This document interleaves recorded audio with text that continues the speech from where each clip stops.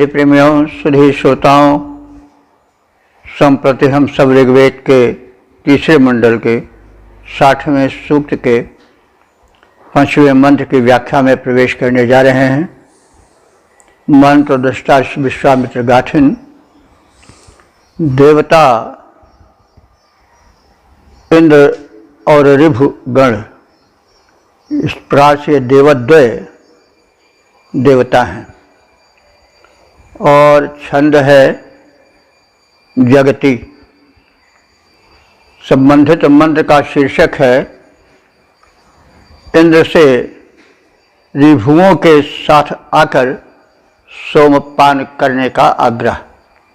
अब संबंधित मंत्र का सर्वप्रथम सस्वर पाठ हो जाए।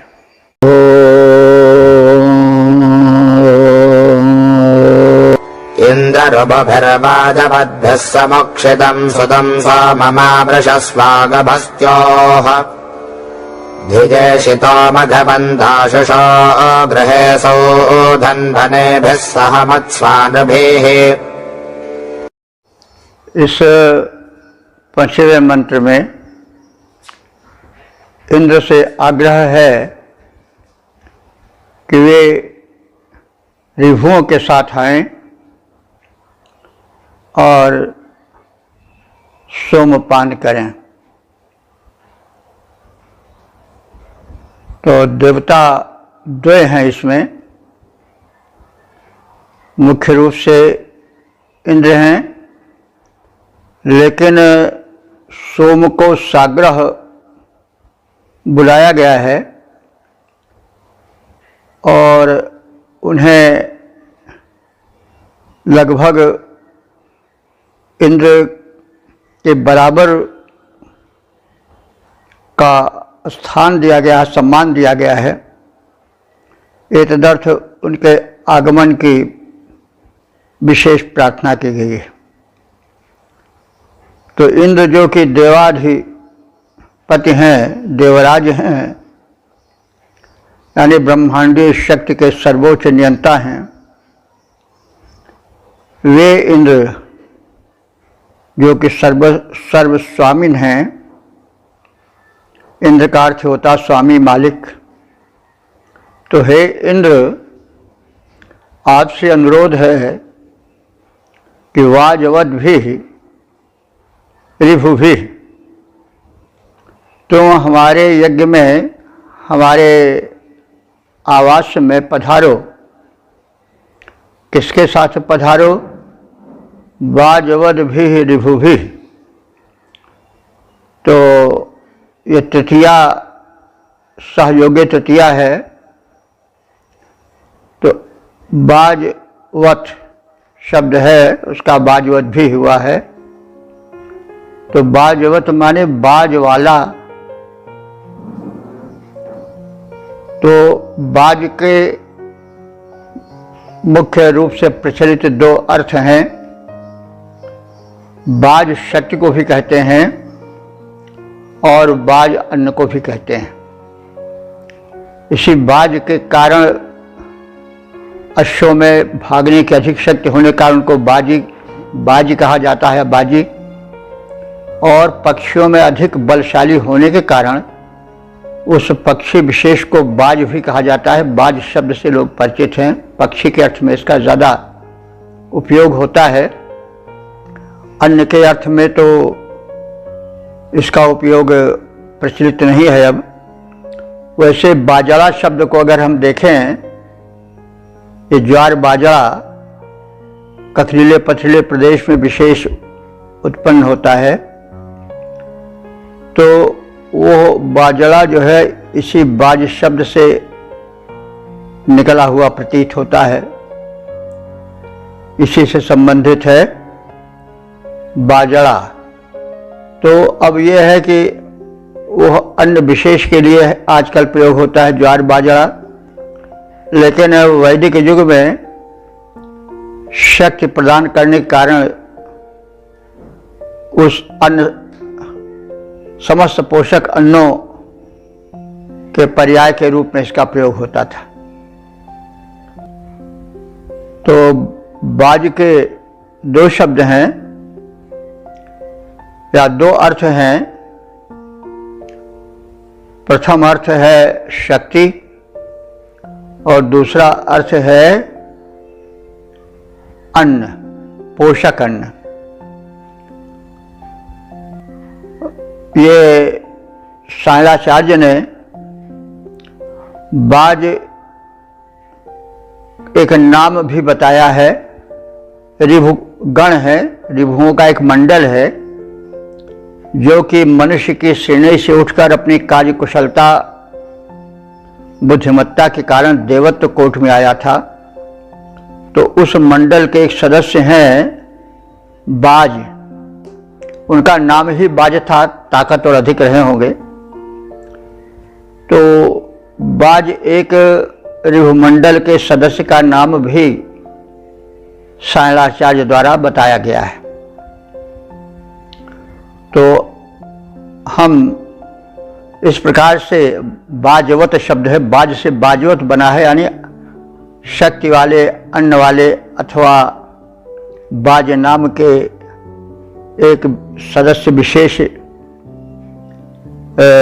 ऋभुगणों के मध्य बाज नाम वाले एक सदस्य विशेष से भी अर्थ ले सकते हैं। तो इस प्रकार से बाजवत भी ऋभु भी, वे ऋभु गण जो कि अपने उच्च शिल्पीय और मानवीय गुणों के कारण देवत्व की श्रेणी में आए हैं, उन ऋभुओं के साथ जो कि बाजवत अन्न और शक्ति से संपन्न है। तो इस प्रकार से बाजवत भी ऋभु भी शक्ति और अन्न से सुसंपन्न ऋभु गणों के साथ समुक्षितम सोमम, हे इंद्र ऐसे सोम का पान करो जो कि समुक्षित है। समुक्षित माने भली विधि परिष्कृत करके पवित्र कर दिया गया है। तो ऐसे समुक्षितम सोमम, परिष्कृत सुशोधित सोमरस का पान करो और उसके पात्र को गभस्तयो आविशस्व, गभस्त कहते हैं हाथ को। तो गभस्तयो माने दोनों हाथों में, आविशस्व माने धारण करो। तो आजकल लौकिक संस्कृत में गभस्त शब्द मिलता है, लेकिन वो किरण के अर्थ में सूर्य की किरणों के लिए विशेष रूप से प्रयुक्त होता है। लेकिन किरणों को कर भी कहा जाता है, जैसे दिनकर करने वाला अथवा सुधाकर या हाथों वाला, जैसे सूर्य की किरणों को हम सूर्य का कर भी कहते हैं।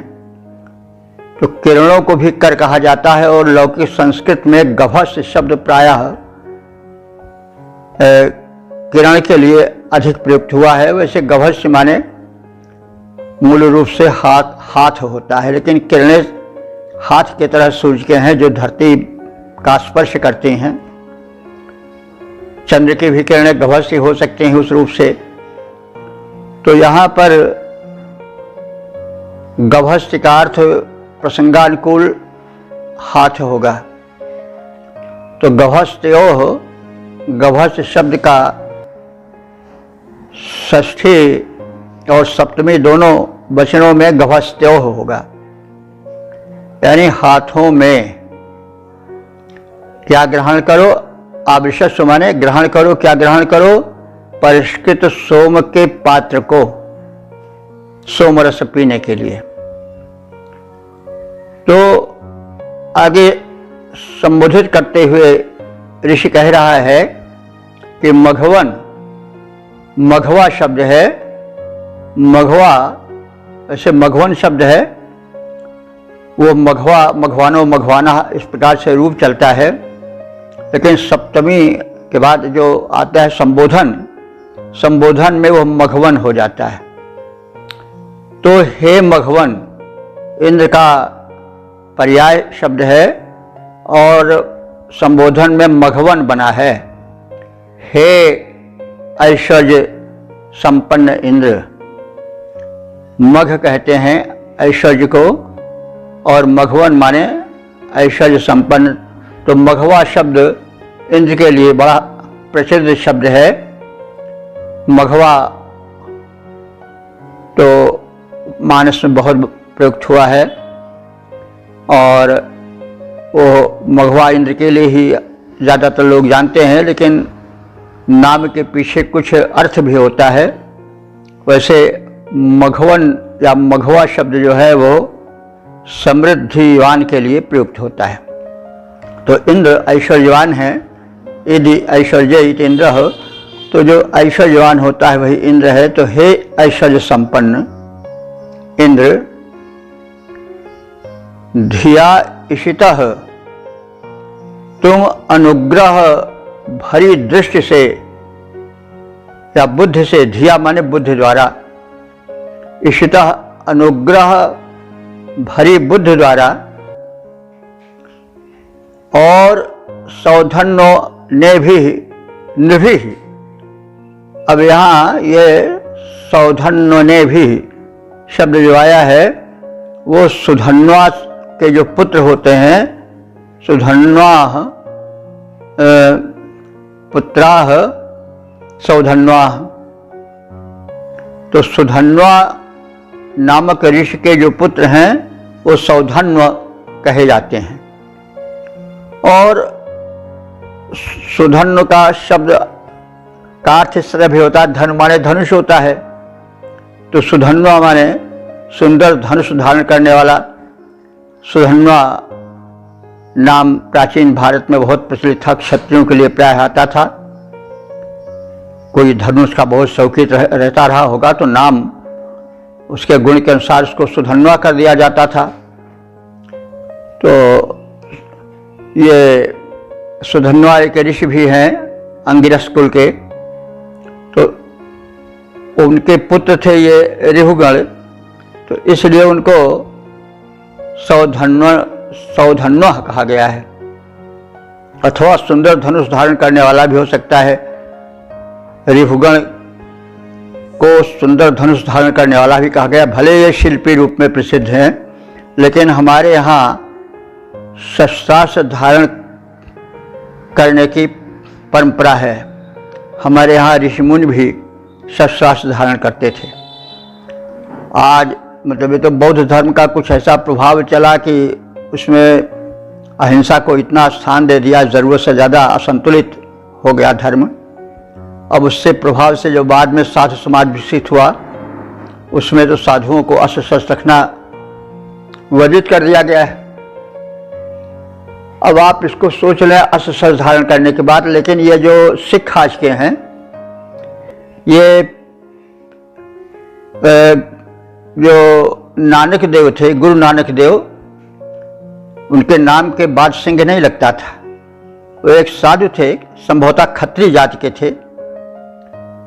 तो उन्हीं के ये शिष्य थे। तो शिष्य का शिष्य हो गया, शिष्य का सिख हो गया। तो ये पहले साधु थे, लेकिन बाद में जब मुगलों का जुल्म बढ़ा तो ये साधु जो थे वो शस्त्रधारी हो गए। गुरु गोविंद सिंह ने, अब वहाँ पहले जो थे वो सिंह शब्द नहीं लगता था, लेकिन जब गुरु गोविंद ने, पहले इनका नाम गोविंद राय था, तो जब गोविंद ये समझे कि युग के अनुसार अब साधु बनने से, माला ही चलाने से काम नहीं चलेगा, अब हथियार भी धर्म के रक्षा के लिए धारण करना पड़ेगा। तो उन्होंने एक सैनिक वेश बनाया, निर्माण किया, जिसमें उन्होंने तलवार कृपाण को एक अनिवार्य अंग बना दिया उस शिष्य परंपरा वाले अनुयायियों को।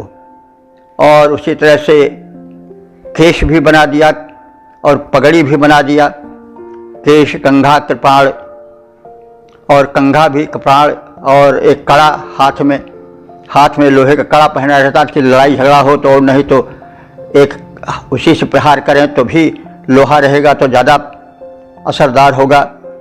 लोहा है, हाथ से रोके तो छोटा मोटा प्रहार वो संभाल लेता था।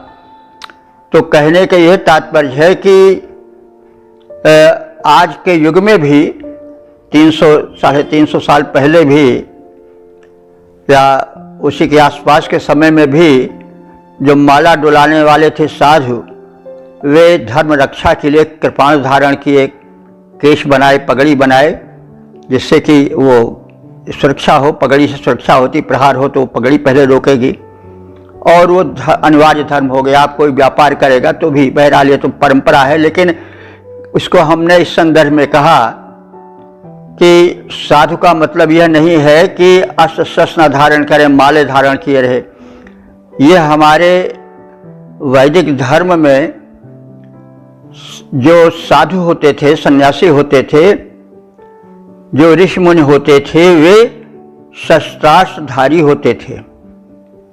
जितने देवता होते थे उनके भी शस्त्र अस्त्र होते थे। वह अनिवार्य है। प्रकृति शस्त्र देती है। शेर को कुछ नहीं दिया, पंजा दे दिया, किसी को दांत दे दिया, किसी को पूंछे में विष डाल दिया, बिच्छी आदि के, किसी के मुख में विष डाल दिया, क्योंकि वो जीवन रक्षा के लिए आवश्यक था। तो प्रकृति ने रक्षा के लिए शस्त्र धारण, यानी सुरक्षा सबसे पहले। कानून में भी आप अपने आप में रक्षा के लिए बहुत कुछ कर सकते हो। तो प्रकृति का नियम या परमात्मा का नियम यह है कि आप शस्त्रहीन न हो। यहाँ पर शस्त्रहीन या रक्षा के उपाय से हीन दुर्बल को जीने का स्थान नहीं है दुनिया में। तो हमने इसको इसलिए कहा सुधन्वा के प्रसंग में कि ये जो ऋभु थे वे सुधन्वा के पुत्र थे। सुधन्वा का नाम भी इसलिए पड़ा होगा कि वो धनुष के बड़े शौकीन थे और सुंदर धनुष धारण करते थे, क्योंकि गुण के अनुसार नाम चलता था पहले। ऐसे नहीं कि नाम फतेह सिंह पोतर हरियाणा, तो पहले गुण के हिसाब से नाम पड़ता था। और अंत में ये परंपरा बता रहे हैं कि वो परंपरा, इस परंपरा में जो ऋभुगण हुए ये शिल्पी भले थे, लेकिन ये धारण करते थे धनुष भी। जैसे आज सिख लोग हैं, भले वे व्यापार करते हों, वणिक हों, लेकिन तो भी वो सैनिक वाला वेश नहीं छोड़ते हैं, कटार या तलवार अपने पास रखते हैं। ये बहरहाल तो हम इसको ये कहें कि ये तो आज का जो साधु मंडल है जो माले धारण करता है, वो पहले, ये तो बाद के समय के उतार चढ़ाव से परिवर्तन आया। बौद्ध आए तो घनघोर अहिंसावादी हो गए, जैन और बौद्ध, क्योंकि वो प्रतिक्रिया स्वरूप पैदा हुए थे वैदिक धर्म के। तो वैदिक धर्म में शस्त्र का प्रचलन था, तो उसकी प्रतिक्रिया में जो धर्म बने वे विरोधी बन गए, क्योंकि जब प्रतिक्रिया होती है तो फिर प्रतिक्रिया में विरोधी भावना आती है। तो उसमें यह हुआ कि भाई साधु हो, तुम तो साधु बन गए हो, तुम तो भिक्षु बन गए हो, तो अस्त्र को बिल्कुल छोड़ दो। अब वही बौद्धों की परंपरा चली आई अहिंसावादी। अब उसमें जैसे हमने बताया कि सिख थोड़े अलग हो गए बाद में। हालांकि सिख को एक लोग राजनीति के वश अलग कर दिए। सिख तो कट्टर हिंदू हैं। सिख कोई अलग जाति नहीं, कट्टर हिंदू हैं। और शिष्य हैं, शिष्य सिख, शाको खा भी कहा जाता, सिख भी उच्चारण होता है, तो सिख से फिर सिख हो गया। तो सिख तो कट्टर हिंदू हैं भाई। उनको हिंदुओं से अलग बांटना अज्ञान है। तो तात्पर्य यह है, सुधन्वा पर इतना विस्तार देना पड़ा। ये सुधन्वा कहा गया है ऋभुगणों को, तो सुधन्वा इनको इसलिए कहा गया है। और कि ये सुंदर धनुष धारण करते थे, अथवा सौधन्व यानी सुधन्वा के पुत्र थे। सुधन्वा नाम ऋषि के पुत्र थे, इसलिए इनको सौधन्व ने भी, यानी सुंदर धनुष धारण करने वालों के पुत्र अथवा सुधन्वा के पुत्र, और नृभि भी इन्हीं के साथ लगा हुआ है। सौधन्वा नेभि नृभि, नृभि माने नेतृत्व के गुण संपन्न। नृ कहते हैं नेता को, नेता कहते हैं जो किसी गुण विशेष में इतना बढ़ा चढ़ा हो कि वो नेतृत्व कर सके तमाम लोगों को, तो उसको नृ अथवा नेता कहा जाता था। तो नेता शब्द ऋग्वेद में बड़े शान के साथ, बड़ी महत्ता से जोड़कर देखा जाता था। ये शब्दों में उतार चढ़ाव होता है, बीच में नेता शब्द बहुत गिर गया था, खैर अब फिर धीरे धीरे उठ रहा है। तो ये तो एक समय की गति है। तो नृ माने नेता, जो नेतृत्व गुण से संपन्न है। एतत् भी सुधन्वा ने भी, ऐसे सुधन्वा के साथ, सुधन्वा के पुत्रों के साथ, यानी ऋभुगणों के साथ, जो कि नेतृत्व गुण से संपन्न है, उनके साथ हे इंद्र तुम गभस्तयोः आवृषस्व, शोधित सोमरस के प्यालों पान पात्र को हाथ में ग्रहण करो, और इन ऋभुगणों के साथ जो कि नेतृत्व गुण संपन्न हैं, तुम सोमपान करो।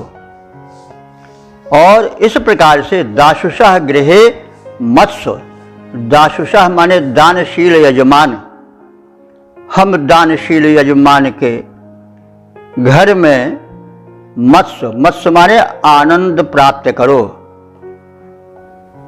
तो सोमपान आनंद प्रद था। तो इस प्रकार से क्या इसमें कहा गया है कि हे इंद्र, आप शक्ति संपन्न अथवा धन, अन्न धन आदि से संपन्न ऋभुओं के साथ आओ, और अपने दोनों हाथों में सोमरस से भरे पात्र को ग्रहण करो, और इन सुधन्वा ऋषि के पुत्रों नेतृत्व गुण संपन्न ऋभुओं के साथ सोमपान करो, और दानशील यजमान के घर में आनंदित हो जाओ, सुखी हो जाओ। तो हे इंद्र, बल संपन्न ऋभुओं के साथ इस यज्ञ में पधारो, और विधिवत निचोड़े गए सोमरस को हाथों में ग्रहण करो, सोमरस के पात्र को हाथों में ग्रहण करो। अपने अनुग्रह और सद्भाव भरी बुद्धि से प्रेरित होकर के उत्तम धनुर्धर ऋभुओं के साथ अथवा सुधन्वा के पुत्रों ऋभुओं के साथ दानशील यजमान के घर में आकर सोमपान से आनंदित हो जाओ, ऐसी आपसे प्रार्थना है। पद्य रूपांतरण है, हे बलि इंद्र, ऋभुओं के संग इस यज्ञ भूमि में आओ, विधिवत निचुड़े सोम स्वरस को आकर के पी जाओ। उत्तम धनुधारी ऋभुओं के संग दानी के घर में आओ, पी करके सादर सुसोम रस आनंदित हो जाओ। ओम वेद प्रेमियों, श्री श्रोताओं, संप्रत हम सब ऋग्वेद के तीसरे मंडल के 60वें सूक्त के 6ठे मंत्र की व्याख्या में प्रवेश करने जा रहे हैं। मंत्र दृष्टा ऋषि विश्वामित्र, गाथिन देवता इंद्र और ऋभुगण तथा छंद जगती है। शीर्षक है सृष्टि चक्र के मुख्य संचालक इंद्र का ऋभुओं के साथ यज्ञ में आने का आग्रह। अब संबंधित मंत्र का सर्वप्रथम सस्वर पाठ हो जाए।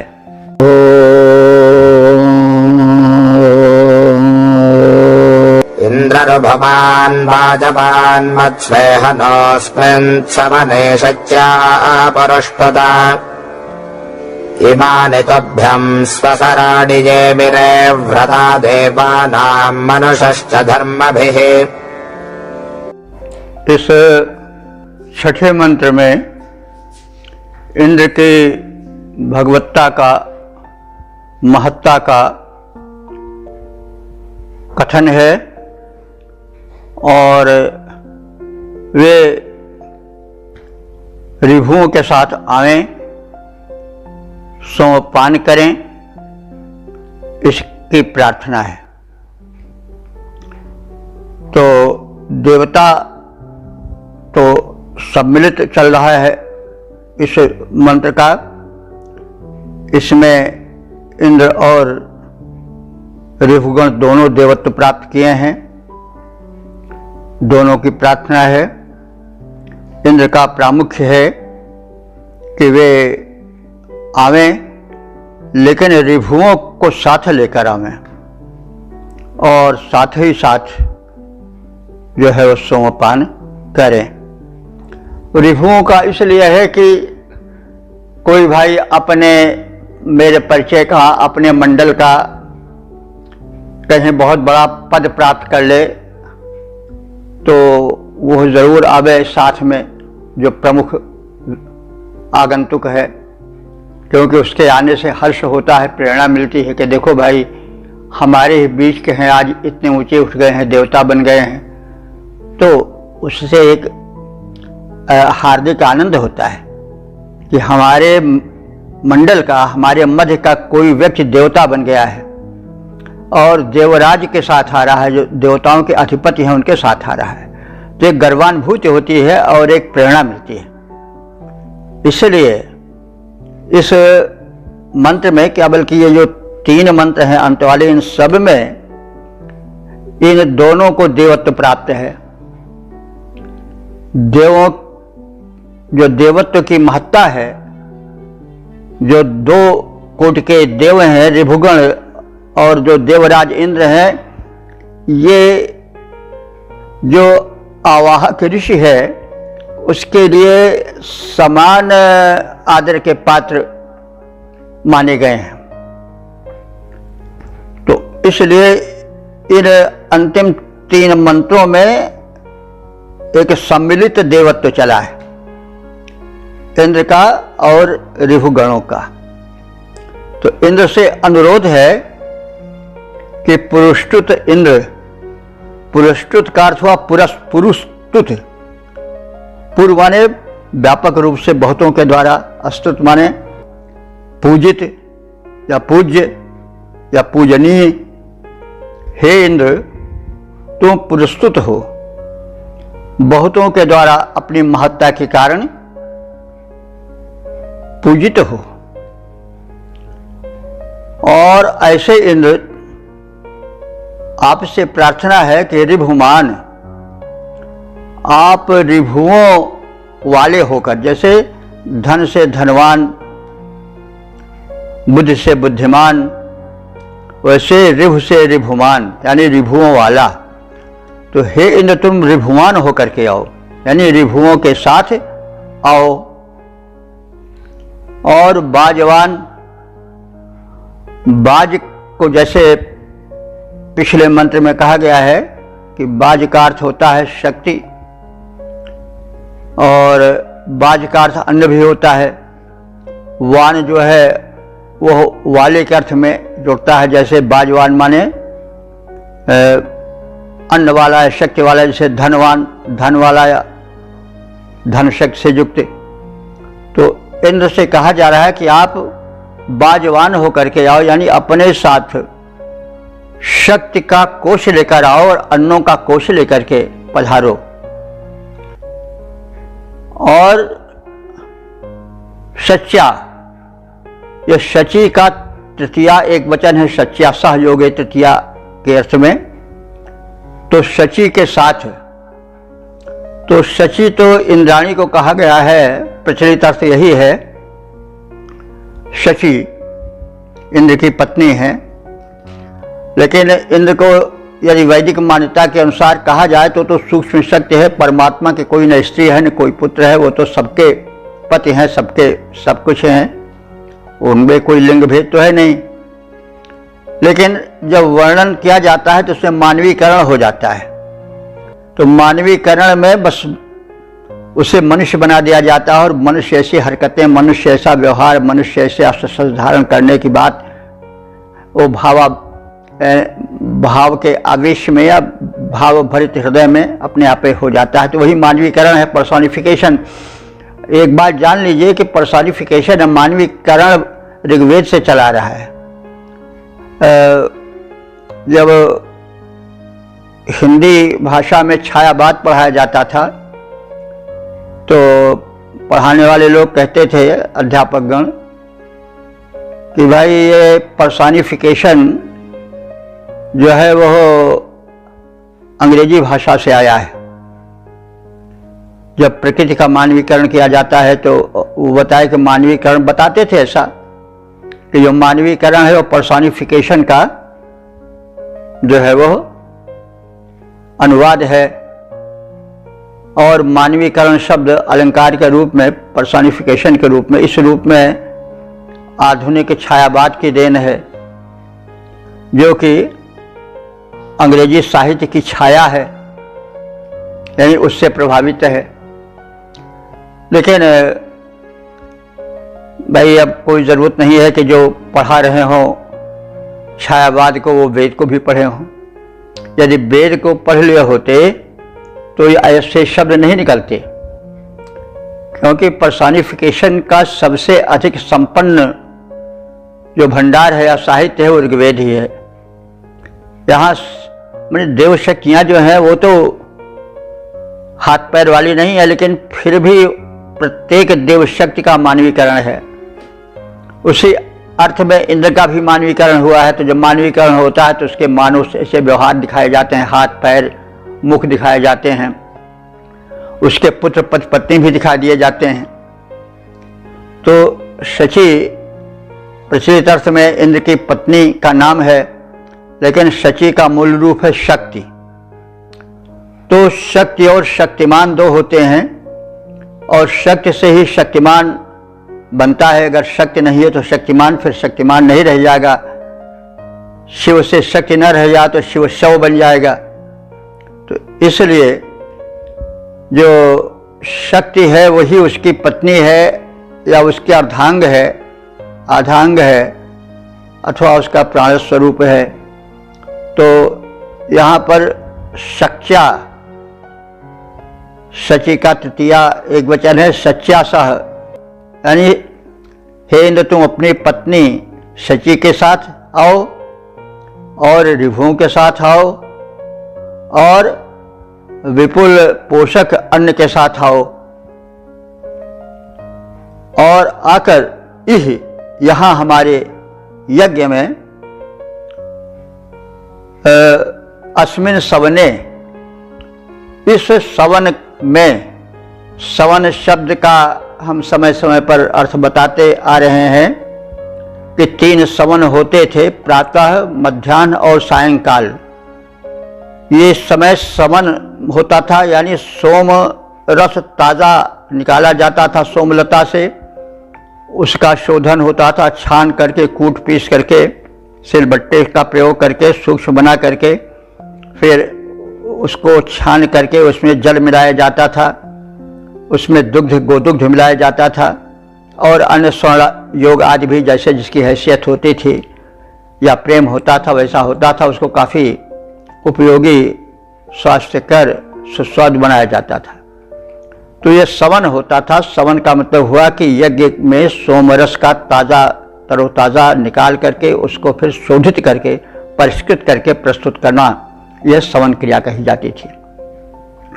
तो इंद्र का जो कि सोम प्रिय है उसका आवाहन है, और आवाहन में कहा गया है कि वो मनुष्य से देवत्व प्राप्त किए, हमारे ही मंडल के देवत्व प्राप्त इन ऋभुओं को साथ लेकर आइए, और अन्न धन भी लेकर आप साथ आवें, क्योंकि आप से अधिक बढ़कर और कौन है। बल से, बुद्ध शक्ति से संयुक्त होकर आइए और शची को लाइए, यानी शक्तिमान आप हैं, अपनी संपूर्ण शक्ति को संजो कर यहाँ आवें। और इस अस्मिन सवने, इस हमारे सवन काल में निचोड़े गए, शोधित किए गए, परिष्कृत सोम रस का पान करें। और हे इंद्र, तुम्हारी बड़ी महिमा है, क्योंकि तुम ईमानी स्वसराणी मनुष्य धर्म भी, तुम जो हो वो समस्त मनुष्यों और देवों के कर्म के नियंता हो। देवा नाम व्रता, देवों के व्रत माने नियम, जो देवों में नियम आचार व्यवहार हैं उनके, और जो मनुष्य धर्म भी, जिनको मनुष्य धर्म मान करके अपने आचरण में लाते हैं, उन सब कर्मों के। तो मनुष्यों के कर्मों के, मनुष्यों के धर्मों के, कर्म धर्म एक ही चीज है। तो जब सत्कर्म है तो ही धर्म बन जाता है।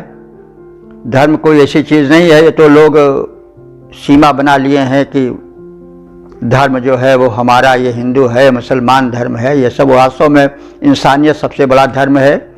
उसी को लोग अलग अलग करके अपना पराया बना लिए हैं। तो यहाँ मनुष्य धर्म कहा गया है, मानव धर्म।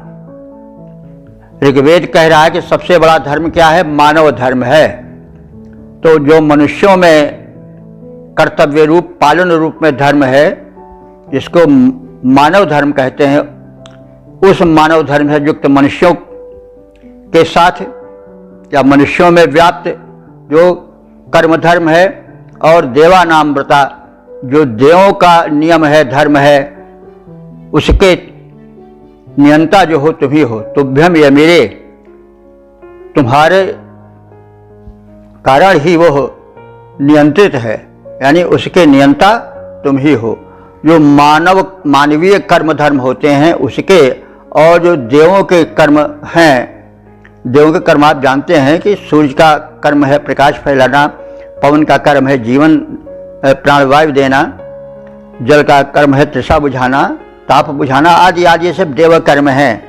तो देवताओं के जो कर्म हैं और जो मनुष्यों के कर्म धर्म हैं, उन सब के नियंता तुम ही हो। ये मेरे माने नियमित करने वाले, नियमन करने वाले, हे इंद्रदेव तुम ही हो। तो वैसे तुम जो हो वो ऋभुओं के साथ और शची के साथ हमारे इस समन में सोमपान करने के लिए पधारो। हे बहुतों द्वारा प्रार्थित इंद्र, ऋभुओं के साथ अपने बल और शक्तियों से युक्त होकर हमारे यज्ञ में पधारो, आनंदित हो। समस्त मनुष्यों और देवों के कर्म तुम्हारे ही कारण व्यवस्थित रूप से चल रहे हैं, तुम ही उनको गति देने वाले हो। मानवों में धर्म कर्म के पालन की शक्ति और देवों में उनके जो धर्म हैं, क्रियाकलाप हैं, उन सबके नियंता तुम ही हो। तो बहुतों द्वारा स्तुत्य इंद्र पद्य रूपांतरण है। बहुतों द्वारा अस्तुत्य इंद्र ऋभुओं को संग लिए आओ, निज बल विक्रम से युक्त हुए अतिशय आनंदित हो जाओ। देवों मनुजों के कर्म सफल, देवों मनुजों के कर्म सकल तेरे द्वारा गति पाते हैं, तेरे ही द्वारा हुए व्यवस्थित वे गतिमान दिखाते हैं। ओम वेद प्रेमियों सुधी श्रोताओं, संप्रति हम सब ऋग्वेद के तीसरे मंडल के 60वें सूक्त के 7वें मंत्र की व्याख्या में प्रवेश करने जा रहे हैं। मंत्र दृष्टा विश्वामित्र गाथिन, देवता इंद्र और ऋभुगण, छंद जगती है, शीर्षक है ऋभुओं के साथ इंद्र का आवाहन। अब संबंधित मंत्र का सर्वप्रथम सस्वर पाठ हो जाए।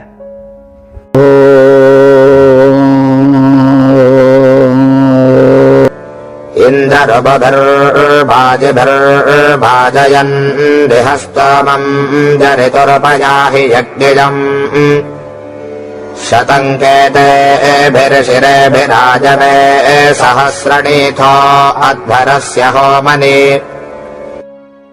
इस 7वें मंत्र में इंद्र का यज्ञ में आमंत्रण है और ऋभुओं को साथ लेने का और उपस्थित होने का आग्रह है। अर्थात इंद्र ऋभुगणों को अपने साथ लेकर यज्ञ में पधारें, उनका स्वागत है। तो प्रथम इंद्र की महत्ता का कथन है और फिर ऋभुओं को अपने साथ लाने का निवेदन है। तो इंद्र, हे इंद्र, तुम वाजयन, वाजयन माने शक्ति प्रदायक हो, हम सबको शक्ति देते हुए, बलशाली बनाते हुए। तो बलशाली, बल के विभाजन है, तरह तरह के बल हैं, बुद्धि बल और विद्या बल, इस प्रकार से पद बल, धन बल, सैन्य बल, अनेक तरह के बल हैं। तो उन बलों से बलान्वित करते हुए वाजयन, वाजयन माने बलशाली बनाते हुए, किनको? हम सबको। नह वाजयन, हम सबको बलशाली बनाते हुए। तो अथवा अन्नों से संपन्न बनाते हुए। बाज शब्द के विषय में बहुत कुछ कहा गया है पिछले मंत्रों में। शक्तिशाली होना भी आवश्यक है और धन वैभव से संपन्न होना भी आवश्यक है। तो इसलिए हे इंद्र, आप हमें शक्तिशाली बनाते हुए आवें, हमें अन्न धन से संपन्न बनाते हुए आवें, और बाज भी, रिभु भी, इन बलवान रिभुओं के साथ भी आवें। अथवा अन्न से भी हम जोड़कर देख सकते हैं, ये भी संपन्न है, समृद्धशाली हैं।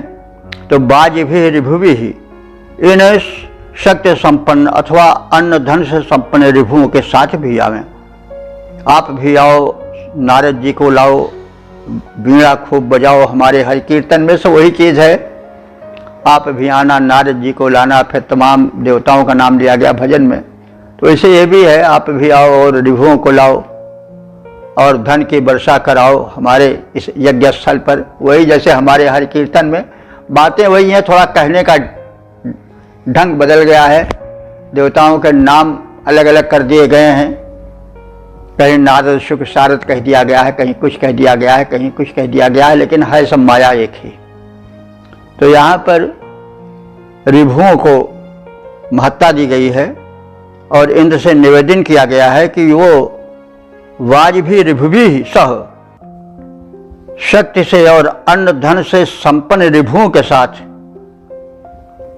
वाजयन, हम सबको शक्तिशाली बनाते हुए अथवा अन्न धन से समृद्ध बनाते हुए हमारे यज्ञ में आवें। और जरितु, जरितु माने स्तुति गायक। जरिता का जरित्र शब्द है, जरित्र कहते हैं जो स्तोता हो, स्तुति करता हो।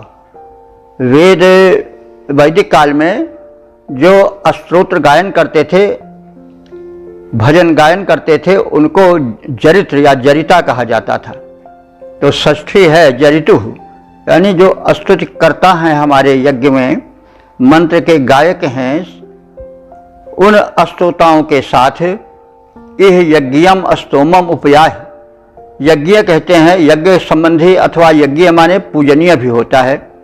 इस श्रेष्ठ यज्ञ में अथवा यह स्तोम का भी विशेषण होता है, यज्ञम स्तोमम।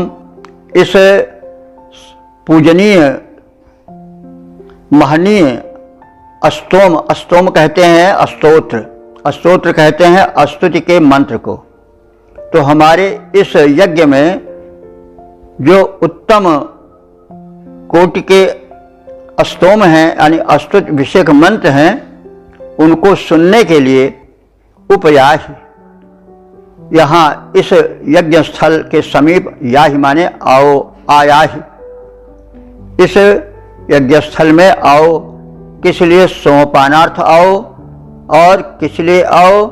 जो यहाँ प्रार्थना सुनाने वाले जरिता लोग हैं, यानी स्तुति गायक लोग हैं, उनकी स्तोत्रों को, स्तुति विषयक मंत्रों के गायन को सुनने के लिए आओ। और किसके साथ आओ? बाज भी, रिभु भी, शक्ति और धन अन्न से संपन्न रिभुओं के साथ आओ। तो सहस्रणीथो। अब फिर इंद्र की विशेषता बताई जा रही है, हे इंद्र तुम आने में सक्षम हो, क्योंकि सहस्रणीथो, सहस्रणीथो माने हजारों संख्या वाले, यानी सहस्रणीथो हजारों उत्तम। अब यहाँ पर हजारों उत्तम पथ के लिए कहा गया है। हजारों सहस्रणीथो माने हजारों प्रकार के, यानी अनेक प्रकार के उत्तम जो आगमन के मार्ग हैं, उन मार्गों से जिनका परिज्ञान तुमको विधिवत है, उनसे हमारे यज्ञ में आओ। कैसे आओ? शतम इशरेभिः केतेभिः। शतम माने सत्य संख्यकैः, और इशरेभिः माने गमनशीलैः, और केतेभिः माने अश्वैः। तो इस प्रकार से सैकड़ों संख्यक गमन यानी रफ्तार में तेज चलने वाले कुशल गति कुशल अश्वों के साधन के द्वारा हमारे यज्ञ में शीघ्र आओ। तो इस प्रकार से हे इंद्रदेव, तुम शक्ति संपन्न रिभुओं के साथ आओ और हमको बलशाली बनाने के लिए आओ, अस्तोताओं के अस्तुत मंत्रों को सुनने के लिए आओ, और हजारों प्रकार के जो उत्तम आगमन के पथ हैं जिनसे तुम पूर्ण परिचित हो, उनके माध्यम से आओ। और शीघ्र आने के लिए कैसे आओ? शतम इशरेभिः केतेभिः। शतम माने शत संख्यकैः, इशरेभिः माने गमनशीलैः, केतेभिः माने अश्वैः। तो शत संख्यक गमन कुशल यानी तीव्र गतिधारी अश्वों के साथ हमारे यज्ञ में शीघ्र ही पधारो। और किस लिए पधारो? मनुष्याणाम आयवे, हम मनुष्यों की आयु के बढ़ाने के लिए आओ। यानी हम तुम्हारे प्रसाद से, तुम्हारे आगमन से, तुम्हारे प्रसाद रूप आयु के वरदान को भी पा सकें। क्योंकि वैदिक ऋषि दीर्घायु भी चाहता था, स्वस्थ दीर्घायु। क्योंकि यदि सब कुछ रहा लेकिन हम ही न रहे तो फिर धन किस काम का। तो भाई दुनिया की ये क्या झमेले हरगिज ही कम न होंगे, अफसोस हम न होंगे। होता है चिंता नहीं कि सो भाई दुनिया के खेल तमाशे और दुनिया के तरह तरह के आविष्कार आनंद तो भाई कभी नहीं कम होंगे, नए नए आते रहेंगे, लेकिन अफसोस हम न होंगे। तो दुनिया की ये झमेले हरगिज ही कम न होंगे, अफसोस हम न होंगे। तो यहाँ पर भाई अफसोस करके हाय करके नहीं रहा गया है, बल्कि हमारा वैदिक धर्म आशावादी धर्म है।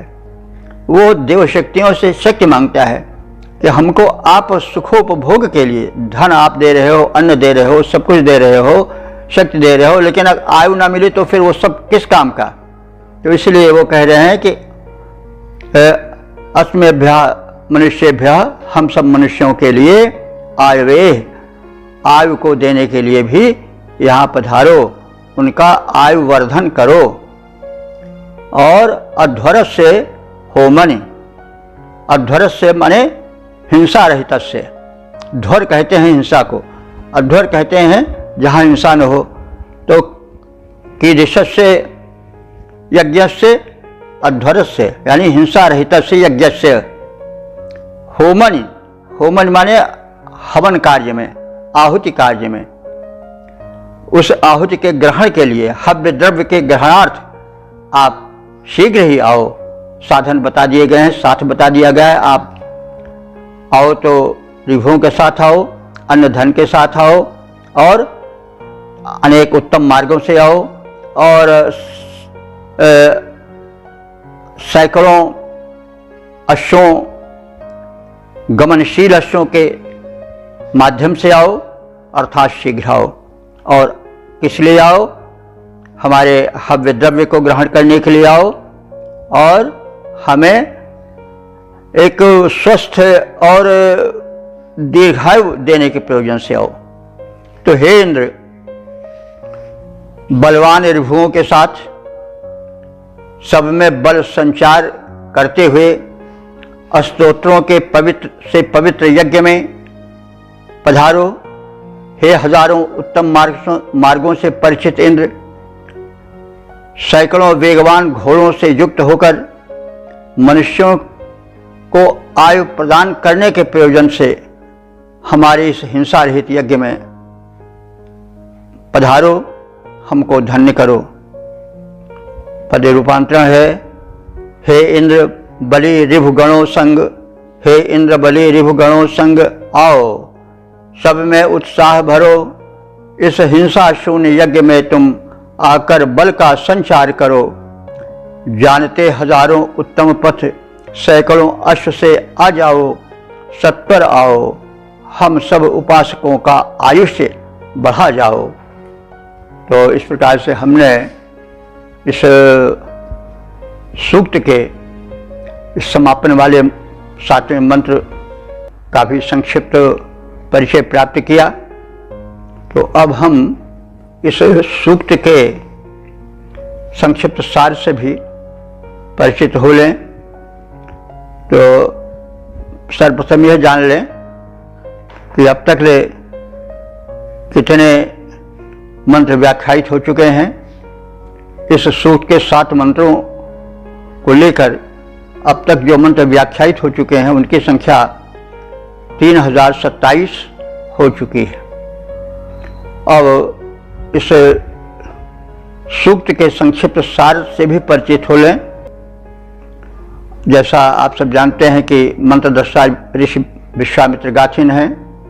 छंद इन सभी 7 मंत्रों में जगती का प्रयोग किया गया है। जगती एक छंद का नाम है और इसमें जो देवत्व प्राप्त है वो 2 देवों को देवत्व प्राप्त है। देवद्वय इसके देवता हैं। मंत्र संख्या 1 से 4 तक ऋभुओं को अकेले देवत्व प्राप्त है, उनकी प्रार्थना है। और 5, 6, 7 इन 3 मंत्रों में इंद्र के साथ साथ ऋभुओं की भी प्रार्थना है।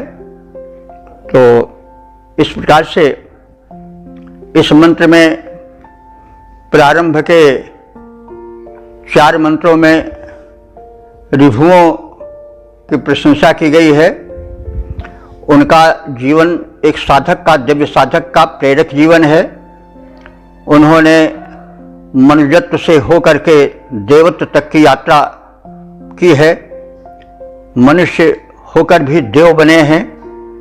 वे कुशल शिल्पी थे और उनके कर्मों का प्रदर्शन किया गया है। मुख्य कि एक समय जब यज्ञ हो रहा था तो किन्हीं कारणों से पान पात्र या उस पात्र का अभाव हो गया था।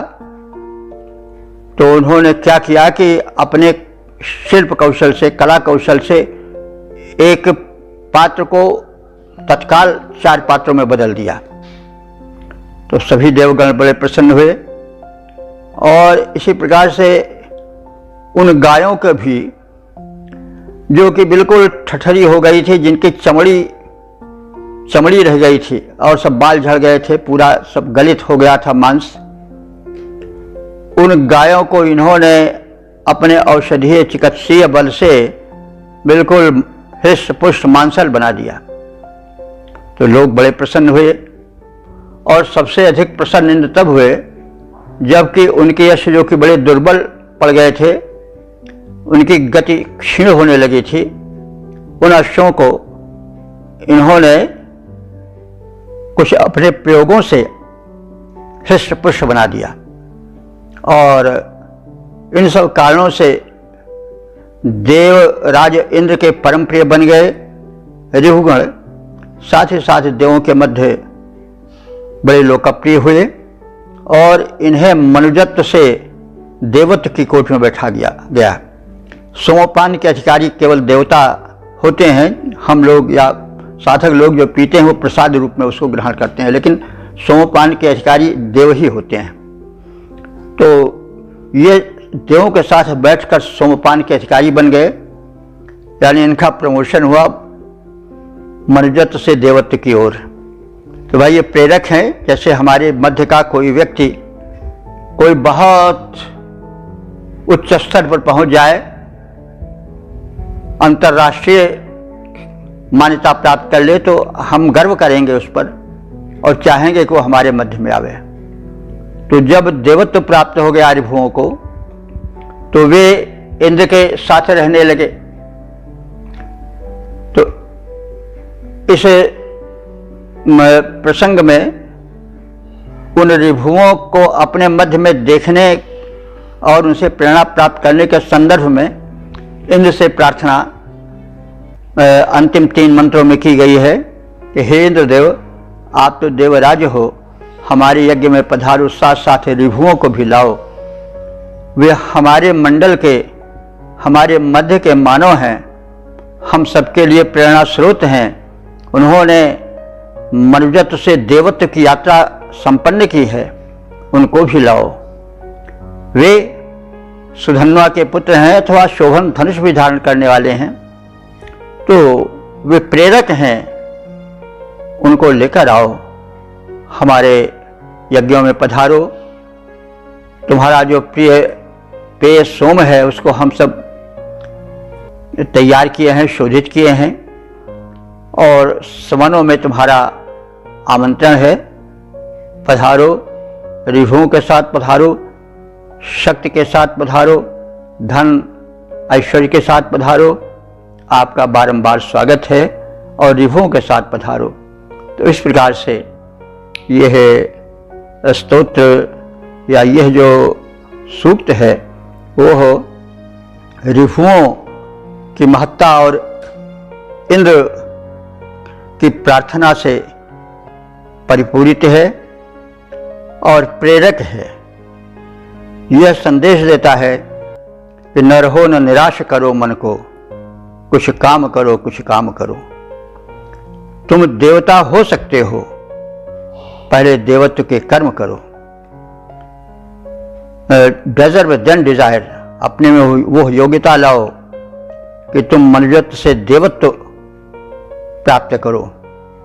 और जैसा कि ऋभुगणों ने, जो कि सुधन्वा ऋषि के पुत्र थे, उन्होंने प्राप्त किया मनुष्यत्व से देवत्व, और यही नहीं, देवराज इंद्र के साथ वे उन्हीं के रथ पर बैठकर आने लगे। तो यह और बड़ी भारी चीज़ है, कोई प्रधानमंत्री के साथ, राष्ट्रपति के साथ चलने लगे तो उसकी महत्ता और बढ़ जाएगी। तो ऐसे ही कुछ है, भाव तो सदैव एक से रहते हैं। और यह है, इस प्रकार से देव शक्तियों की महत्ता का कथन किया गया है। मनुष्य को संदेश दिया गया है कि तुम शुभ कर्म करो और अंत में तुमको परमात्मा अपने बगल बैठाएंगे। यानी मतलब हुआ तुम उनके क्रोध में बैठोगे और परम प्रिय बन जाओगे, लोकप्रिय बन जाओगे, महान बन जाओगे। तो वेद मंत्र प्रेरक हैं, वेद मंत्र आंखें खोलने वाले हैं, वेद मंत्र जोड़ने वाले हैं, तोड़ने वाले नहीं हैं। वेद मंत्र प्रगति के सूचक हैं, वेद बड़ी हमारी बहुमूल्य निधि हैं, और इसके महत्ता के कारण ही ऋषियों मुनियों ने, भारतीयों ने, जागरूकों ने वेद के इस विस्तार को सुरक्षित रखा। न जाने कितने आक्रमण हुए वेदों पर, जैनों बौद्धों से लेकर के। खैर जैन तो उस तरह से विरोधी नहीं हुए, वे थोड़ा हिंसा को हटाने के लिए अहिंसा पर ज़्यादा जोर दिए, लेकिन उनसे संघर्ष ज़्यादा नहीं हुआ। बौद्धों से भले बड़ा संघर्ष चला, तो क्योंकि बौद्ध कट्टर विरोधी थे और वे वैदिक धर्म को बिल्कुल समाप्त ही कर देना चाहते थे, सनातन को समाप्त कर देना चाहते थे, इसलिए बौद्धों से अधिक संघर्ष हुआ आर्यों का। और आप अयोध्या में ही देखें, अयोध्या में ह्वेनसांग ने कहा था कि जब वो आया था 7वीं शताब्दी में, तो उसने कहा था 5000 बौद्ध अयोध्या में हमने देखे। लेकिन अब अयोध्या से बौद्धों का सफाया हो गया, एक बौद्ध भी नहीं कहीं दिखाई देता। लेकिन जैन है, अभी जैन मंदिर हमारे ख्याल से 4 या 5 मंदिर जैनों के हैं। दिगंबर जैन भी, जैन के भी मंदिर हैं और श्वेतांबर जैनों के भी मंदिर हैं। क्योंकि जैन जो थे वो सनातनवादियों से उलझे नहीं, वे मिल करके चले, इसलिए जैनों में और सनातनियों में कोई संघर्ष नहीं चला। तो वे मिल कर चले। ज़रूर उन्होंने हिंसा का विरोध किया, लेकिन कोई ऐसा विरोध नहीं किया, वैचारिक विरोध था, लेकिन कोई वैमनस्य नहीं था, वे मिलजुल करके चले। तो बहरहाल वो भी एक संकट ही वेदों पर था, जबकि बौद्ध वेदों को नष्ट ही कर देना चाहते थे। वो भी अज्ञानता या हठ था। वेद में केवल हिंसा तो पौरोहित्य के कारण हुआ। जब किसी धर्म पर पौरोहित्य चढ़ बैठता है तो चाहे जो धर्म हो वो मतलब निंदनीय होने लग जाता है।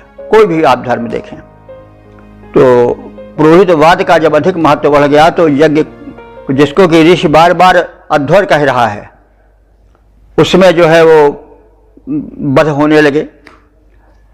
पशु ही नहीं मनुष्य भी बांधे जाने लगे। तो ये तो ठीक नहीं था। ये मतलब एक अतिवादिता थी। थोड़ी मोड़ी छूट जरूर दी गई थी राजाओं महाराजाओं को कि भाई उनको लड़ना भिड़ना पड़ता है, इसलिए वो मांस भक्षण भी कर सकते हैं, लेकिन इस तरह से नहीं। नृशंस नरसंहार को नहीं अनुमति है वेदों में। यज्ञ आप करो तो हमेशा अध्वर हो, बार बार शब्द आता है, जिसमें हिंसा न हो, मन से भी किसी को क्लेश न पहुंचे और तन से किसी का सर उड़ा देना, ये तो फिर बड़ी मतलब विडंबना की बात है। ये गलत अर्थ करना हुआ। अंत में एक चला प्रचलन, एक कहावत चली कि वैद्य की हिंसा न भवति। लोग यह समर्थन कहने लगे कि जो वेदों में यज्ञों में हिंसा होती वो हिंसा नहीं है, वो जीवों के उद्धार का एक साधन है। जो पशु मारा जाता है वह सीधे मानव योनि में चला जाता है, क्योंकि ऐसा है कि मनुष्य को बनने के लिए कई जन्म धारण करना पड़ता है।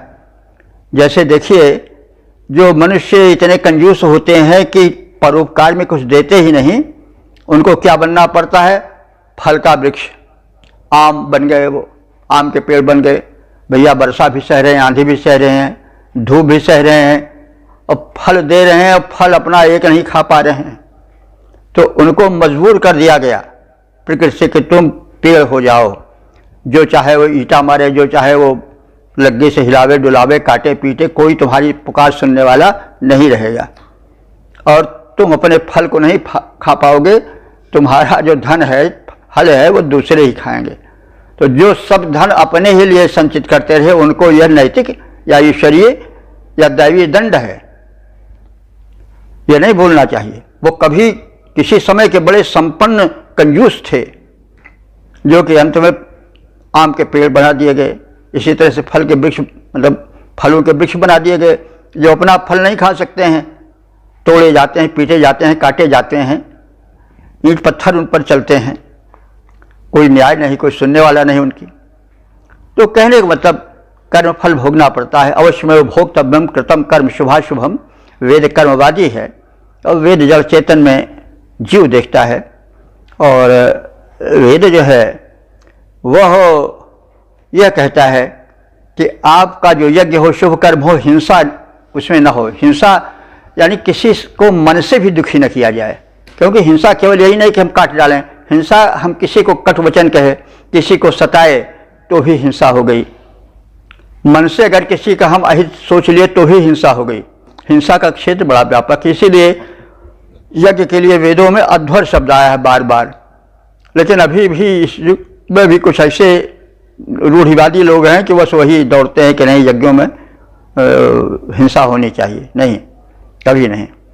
ये अतिवादिता है, और ये जब पौरोहित्य हावी हो गया तब की बात है। और वास्तव में वेदों का ज्ञान कांड उपनिषद है, उसमें कहीं कोई बात नहीं चर्चा की। हाँ, आत्मरक्षा के लिए शस्त्र धारण की अनुमति है, लेकिन वो हिंसा नहीं है।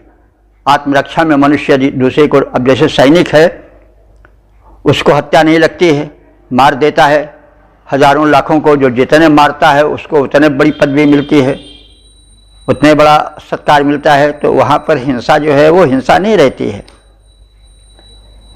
तो जब बैठ के हिंसा अनुभव, तो प्रतिक्रिया में भी लोगों ने कहा कि तो भैया उस पशु को काहे को मार रहे हो, अपने बूढ़े बाप को मार दो, चढ़ा दो, वो बड़ी जल्दी स्वर्ग पा ले। अरे उन बेजुबानों को क्यों मारते हो? तो बहरहाल हमारे यहाँ विचार स्वातंत्र था और सही बात का विरोध भी हुआ और अंत में उस पर क्रिया प्रतिक्रिया भी हुई, लेकिन कहीं कहीं अतिवादिता हो गई। इतिहास ऐसे गुजरा है, होते होते चल रहा है, मनुष्य जूझता चला रहा है और चलता रहेगा। कभी प्रकाश मिलता है, कभी अंधकार मिलता है, तो सृष्टि का नियम है।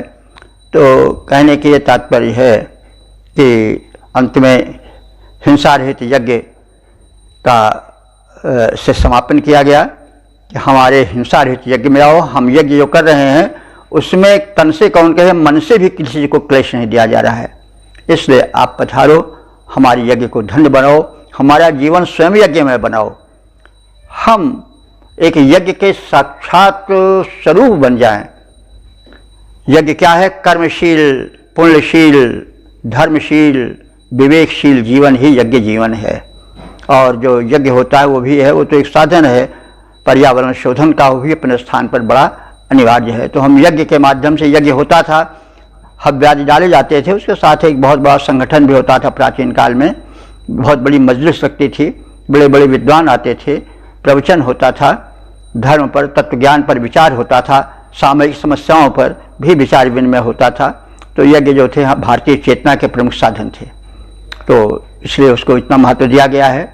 वैदिक धर्म यज्ञ धर्म का पर्याय भी कहा जा सकता है। तो अब हम यह कह चुके, बस अंत में अनुरोध यह है कि आप सब वेदों के प्रचार प्रसार में कटिबद्ध हो जाएं। मैं सिर्फ आपसे यही मांगता हूं और कुछ नहीं। तो वेदों का प्रचार प्रसार हो, और वेदों का प्रचार प्रसार हो जाएगा तो जो ये है मतभेद है वो समाप्त हो जाएगा। क्योंकि वेदों में तो जो देव हैं वो सार्वभौम देव हैं, सूर्य सबके हैं, चंद्र सबके हैं, वायु सबके हैं, जल सबके हैं, इनमें किसको विरोध होगा। लेकिन हम अगर अलग से धर्म बनाते हैं, कहीं मूर्ति बनाते हैं, कहीं मंदिर बनाते हैं, कहीं मस्जिद बनाते हैं, कहीं गुरुद्वारा बनाते हैं, तो एक मुच्छाए लेते हैं धर्म को, और उसका परिणाम क्या होता है? संघर्ष होता है। हमारा धर्म सबसे अच्छा, तुम्हारा नहीं अच्छा, तुम पापी हो, तुम काफिर हो, तुम क्या हो, तुम क्या हो, आदि आदि शब्द वेद के सुन पड़ते हैं, वह ज्ञान के सूचक हैं। इसलिए वैदिक धर्म जो मानवता का मूल है, इसका प्रचार प्रसार हो, यही सबसे बड़ा पुण्य है। और आपसे हम यही आशा करते हैं। इस प्रकार से हम आज अपनी वाणी को विराम देते हैं। ओम सर्वे भवन्तु सुखिनः, सर्वे सन्तु निरामयाः, सर्वे भद्राणि पश्यन्तु, मा कश्चित् दुःख भाग् भवेत्। ओम।